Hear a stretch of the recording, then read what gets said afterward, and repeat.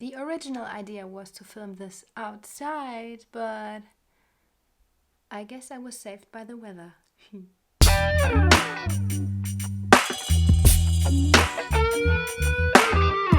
Good day, people. This is Mina Koro. It's been a while since I talked to you, but I'm happy to be back and talk about something that has kept my mind busy for the past few weeks, and that is how your instrument does not dictate the genre you create music in.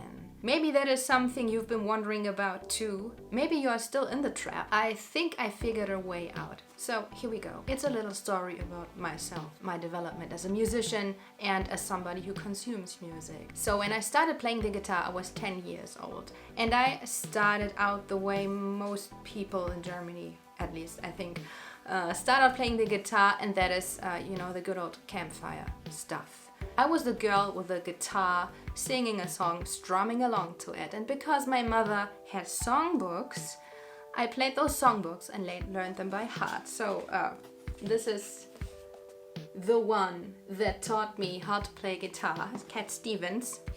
My mother bought it along with her guitar years before I was born, I think. As I was getting better and my parents couldn't hear Cat Stevens songs anymore, I suppose, I got this one.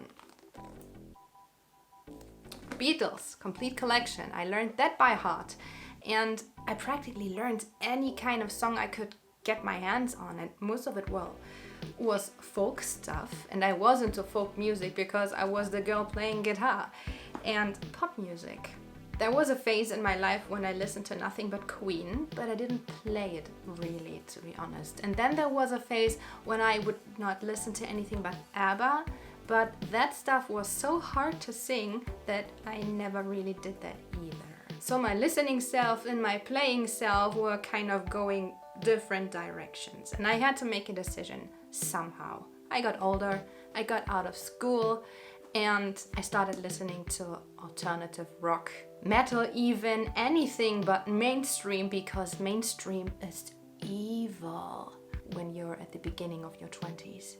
Guitar-wise, I decided, I should go with something very sophisticated, like metal, like a real shred metal player, because that is the most advanced way to rule your axe. I did not decide that because I liked it, just because I made a logical decision. Very bad. So I listened to metal kind of. I mean, System of a Down is still cool, I like that. But apart from that, it was more about the attitude of being dark and disillusioned about the future and anything. And then there, of course, was the alternative rock stuff. And I started playing some alternative things my sister suggested to me and everything.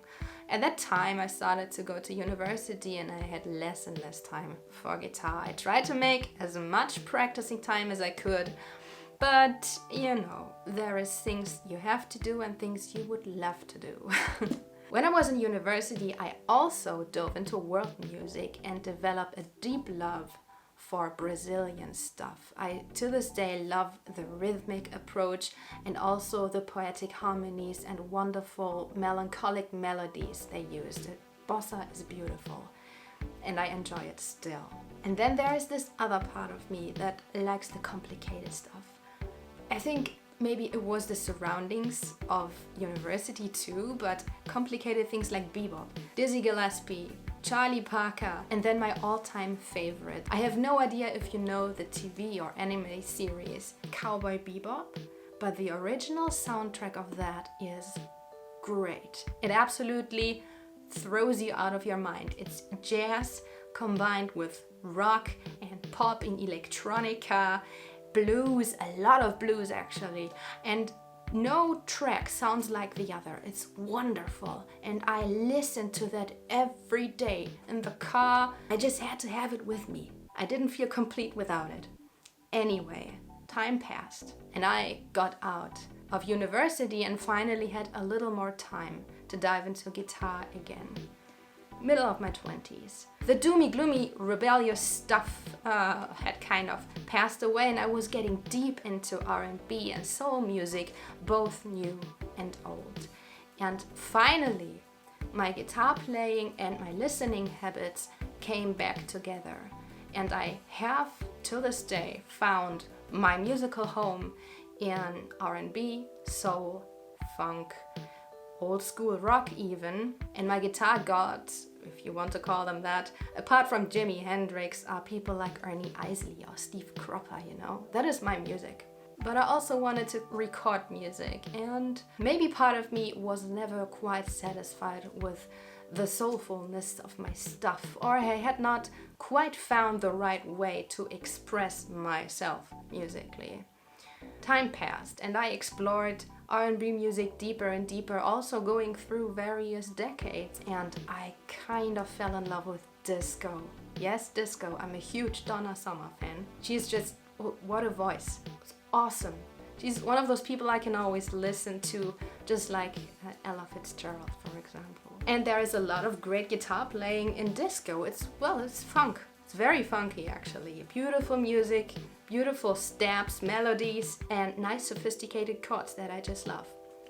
Everything fell into place somehow, but yet musically there is something lacking. Every time you think you have settled for something, another thing stirs, and for me that was the past. Maybe it has to do with the fact that I'm a mother now, and I sometimes try to go back into my past and dig into my memory, trying to imagine or remember what it was like to be 4 years old. When I was 4 years old, it was 1990, and I remember myself sitting in the back of my parents' Ford Panda, I think it was, singing along to Aha and the Pet Shop Boys and the Eurythmics and Tina Turner and Madonna.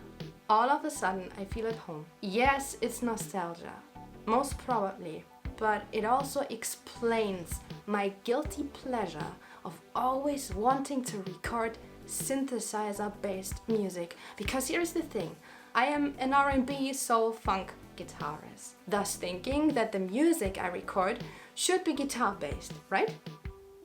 I mean, I'm a guitarist, it's what people expect of me. I should record guitar music, right? Who says I have to? Many people who produce electronic music or vaporwave or whatever behind the scenes are great guitar players, and almost nobody knows about it just because they do not make it a mainstay in their music. And also, if you think about synth pop and everything related to it, there are great, sharp, mean, clean rhythm guitar parts in there. Like really great, super funky, direct in the butt, mega clean stuff. And also great solos. I mean, the 80s were the time of blues still. Blues had kind of a revival during that time. And I thought to myself, well, do I really need a justification to record synth-oriented music, like synth pop, vapor pop even maybe? I don't know. I am into lo-fi anyway. I mean, it is beautiful. I love it. It is that music on the brink from being analog to being digital. The 80s were so futuristic in a way because computers were becoming a thing, but the music you listened to was still kind of being recorded analog on tape and everything. It was just the two worlds coming together. It wasn't all digital yet. It was both of it. So best of both worlds, I would like to say. So here I have it. It's synthesizer-based music that is a little more than your usual 3 to 4 chord pop song, because 80s pop music isn't that easy actually. If you try to play it yourself, you might find actually a lot of slash chords, because the bass is not just playing the root of the next chord or anything. It's a little more sophisticated, which absolutely is down my lane. I love that. And it is energetic, it is joyful, it is happy, it is danceable. And yes, I have moved towards danceable music more and more the older I got. Maybe because I figured out it makes me happy. I don't know. Oh, and another thing, guitarists out there. Either you are that person or you are not, but you all know them. The kind of guitarist that needs a vintage guitar directly plugged into a huge Marshall stack or whatever with tubes that have been cooking for 1 hour just so they can play one chord that shatters their ribcage. I have never been one of those people. I do own a small, tiny little 15-watt Ibanez amp, mainly as a backup, really. But whenever I record something, I use my Line 6 Helix, with all my effect pedals plugged into it, just because, you know, best of both worlds, eh? I do not see guitar or electric guitar as that old thing. The old thing has been done by Led Zeppelin, by AC/DC, and it has been great. But guitar music like that is gone, and gone for good. Partly probably because people have become tired of listening to music like that. On the other hand, maybe because of people who still think guitar music has to sound like this or that. You know what? To me, a guitar is a synthesizer with 6 strings. You can do anything with it. And processors these days have become so good you do not hear the fucking difference anymore, whether it's the real thing or a processor. At the end of the day, it's all about the music, right? Pop music. Stuff you can sing along to because it makes you happy. Stuff you whistle on your way to work. Things that moves you, things that evoke pictures in your mind, along with lyrics and a wonderful melody. The guitarists I love the most, the ones I mentioned before, are guitarists that put their skills into the service of the song just to support it and what it wants to say. And that is the best thing you can do as an instrumentalist in general. So let me ask you, can you sing one song or even know the title of one Yngwie Malmsteen song? Yes, he does have a singer. Can you sing Take On Me? Gotcha. That was it, people. I hope you liked it, and I would appreciate it if you shared in the comments below what your favorite pop song is. Let me know. Along with that, maybe like this video, give it a thumbs up, hit the notification bell, subscribe to this channel, and maybe if you feel like reading, I also have the content of this video written down in my blog. There is a link in the description. I hope to see you again on this channel. Until next time, have a great one, and tschüss.